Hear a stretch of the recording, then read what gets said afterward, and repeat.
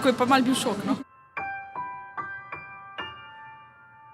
Jabolke, banane, hruške pa take stvari. Če ne bi bilo čebel, ne bi bilo sadežev, ker čebele to oprašijo. Tudi sam sem razočaran, letos sem pozval na Breskvah, skoraj ni bilo čebelic. Če ne bo čebel, tudi nas ne bo. Preveč govorimo, premalo dejanja.